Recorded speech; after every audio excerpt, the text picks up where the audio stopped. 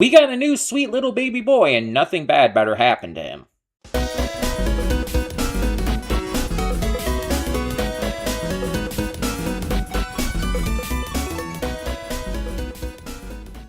Before we get to today's video, I want to take a moment to talk about Patreon. That's right, we are on Patreon now, and we have a bunch of tiers with a bunch of great rewards. You can subscribe and get things like early access to all reactions, depending on your tier, depends on which reactions you get early access to. You can vote on polls exclusive to patrons that will help determine future reaction series and more. You will get to just have various choices in terms of like getting to choose future reactions I react to, getting to choose first impressions I check out, all kinds of different rewards, and possibly more coming in the future. We're still new at this. We're still figuring things out. It's a process. It's a process. But we have multiple tiers, so whatever you would be able to donate, if you're able and willing to donate, is appreciated. It helps me out, it helps the channel out, it helps us grow. It's going to help just, standardly. It's just something new to check out. Plus, if you like getting the reactions early, that's also a plus. But it is optional. If you're unable to do it, that's completely fine. All reactions will come to YouTube just a little bit later, a week later or so. So, that all being said, thank you as always so much, and let's get on with today's video. And with that being said, hey everyone, welcome to Princess Gay. I'm your host Connie, and today we are here with my blind reaction to Daemons of the Shadow Realm episode 12. And just as a note, if you hear any noise going on outside, they're still doing construction. It's been weeks now, and they're still going. Fun. It's, they're working on the other side of the road now, but there's probably going to be a lot of noise still, so apologies for that. But yeah, last time we left off, we met Ken Tadera, the younger half-brother of Ryu Tadera, or Dara, as we know him. And we find out, more about Dara's family, his father, and the different women in his father's life. And now we're, I guess, kind of look for him. I guess that's just the next thing we're doing. All right, sure. Doesn't seem like that important compared to everything else, but I guess it's something a little softer to end the season on. Or not the season, but the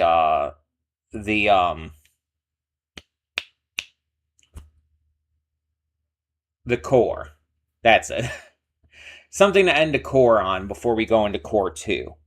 So I guess I'm interested to see where this goes, and maybe we'll still get some really cool Daemons and some really great story action from this. So I say we just get into it and see what we have in store, so let's check it out. Hold up just a sec. Before you click that link down in the description below to get to today's video, I want to remind you of all the awesome content we have both on this channel and the Princess of Gaming channel. Let's check it out.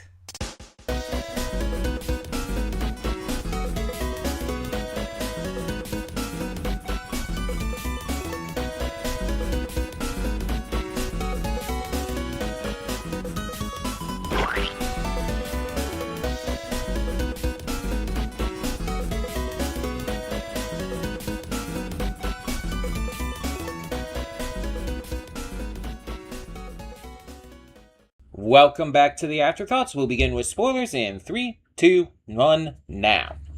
So I was trying to look up the voices. I found out that Lee Quick voices Granny Kinjo, but I couldn't find out who voiced the shaman, which kind of sucks because I definitely wanted to know that. I wasn't going to look forever, but yeah. So this episode was interesting. We get to see Ivan again. We learn his name. And he's attacking Higashi Village. He seems like he's going to be a major villain for right now. But more interestingly, we kind of jump around in this. We learn about Yuru and Asa's grandparents a little bit on their mother's side. We see that the grandmother's either like she's either being controlled or her dead body is being puppeted, something like that. And speaking of puppeted, the shaman was kind of being like, I wouldn't say he was really being puppeted, but Ivan like cut out with his daemons a portion of the shaman's stomach and everything, and hid inside of him for a good amount of time without him even knowing. It's like, dude, you never took off your clothes since the night before. You never noticed you had a giant ass hole missing from your body. Like, how would you not realize that? Like a day later, even if it's the morning, it's like it's still the next day.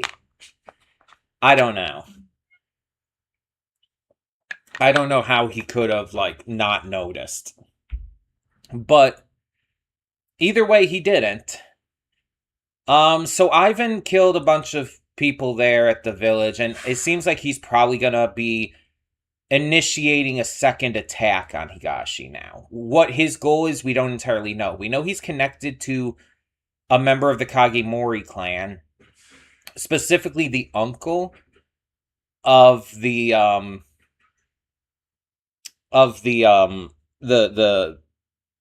kids, I guess. He's specifically the uncle of the blonde one, who I can never remember his name. But we know he's brothers with the mangaka, who I also don't remember the name of, and Jean. And so it's like, this is also Jean's uncle. And he seems like he might be like some kind of crime boss or something. Like not like up front, but like maybe behind the scenes. Up front, he's like maybe running some kind of company. But he's using it for like criminal stuff, and he doesn't want to go to the village because he doesn't want all of his information being like parsed out by the one family member who we saw can, do that.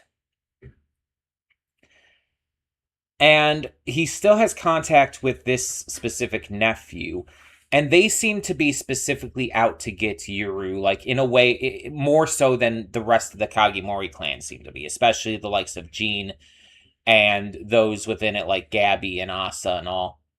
They're a lot nicer, they're a lot more friendly, and that's why they let, Yuru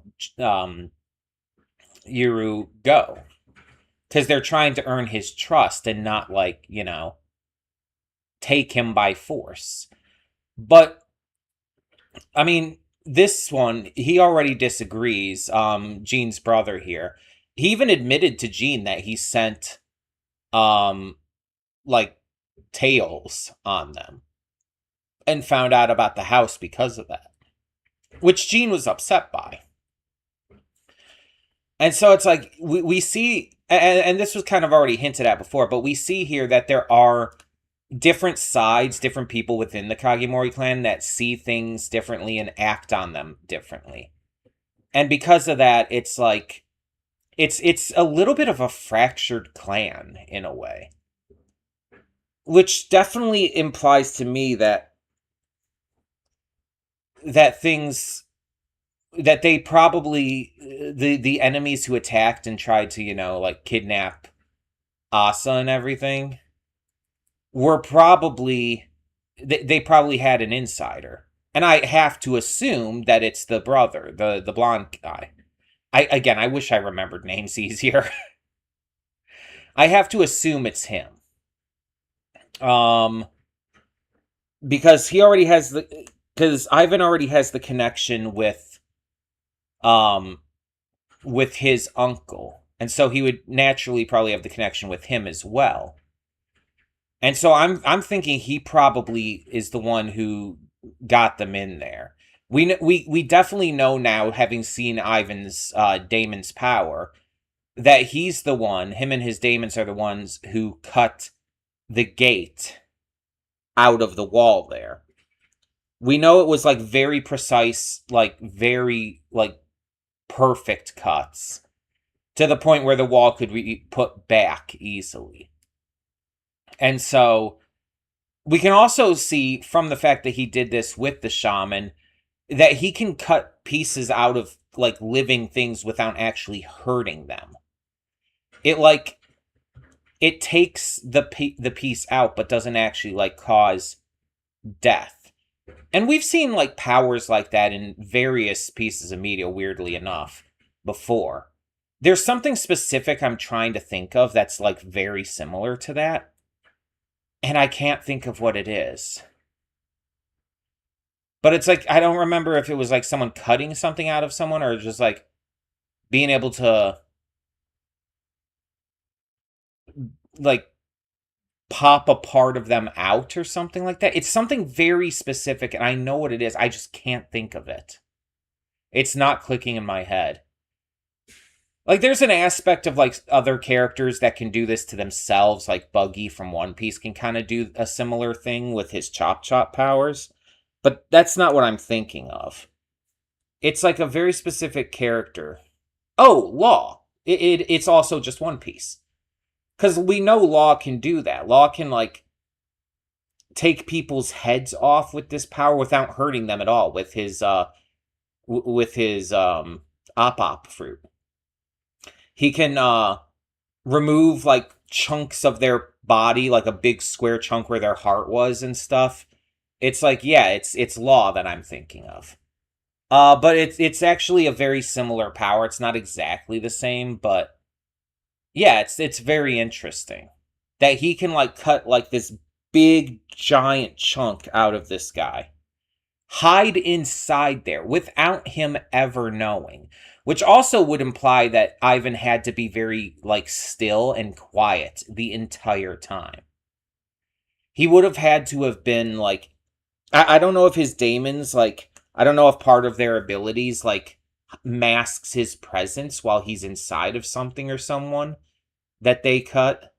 I don't know exactly, like, the specifications of that, because we haven't heard that yet, but that would be interesting if he did, if they didn't mask it, and he just had to stay completely still and quiet, and he just learned to do that, and it's like, Jesus, that's terrifying. We'll probably find out. We'll probably learn the greater details of his power, but I'm kind of wondering now, with him attacking Higashi, are Dara and you know, Yuru and all of them, are they gonna have to return to Higashi? Or I assume they're probably gonna hear about this somehow. That would be interesting if they returned, or if like maybe the Kagemori clan heard about this and they had to work together with Yuru and Dara and all to go back. That would be interesting. I would kind of dig that. If they had to go back and start protecting people this time and saving people instead of killing them. There's already a lot of questions about like what's actually happening, who the real bad guys are, and just why they had to attack and kill people in the village in the first place. There's a lot of questions and a lot of things I've been like unsure of in terms of the morality of it all. And I'm very, very curious to see what they end up doing with a lot of this. I think we might start getting some bigger answers in the second core. So this is going to be really good. I don't remember if this episode or the next episode is the last of the core. If it's a 12 or 13 episode core. I think it might be this one. I actually have a way to check. Because I know the most recent episode released is the start of the core. And I believe there was a week off. Like in between the cores. Let me actually check. I have a way to check. I'll just look on the site I get these from. Okay, there's going to be 24 episodes total, so 12 is the last episode of the core. Okay. So episode 13 starts core 2. So next episode we are going to get the new opening, and we're also less behind than we were before because there is that week off. We now have this is episode 12, episode 13 released in the sub. So next week it'll be 13 in the dub and 14 in the sub. So we're 1 week behind instead of 2 now. That's nice. But yeah, this is very interesting. Ivan is already setting up to be a really interesting villain. he has a great VA. I love Alejandro Saab in everything he does, pretty much. The big one for me, obviously, being Chung Xiaoxie in Link Click. But yeah, I'm very excited for this. I'm very excited for where this is gonna go. But that being said, let me know your thoughts down in the comments below. What did you think of this episode, of all the moving pieces? What did you think of the shaman, of Ivan, of the uncle? Let me know your thoughts on all of that and more, and obviously no spoilers. But for now, I'm Connie, and I'm signing off. See y'all next time.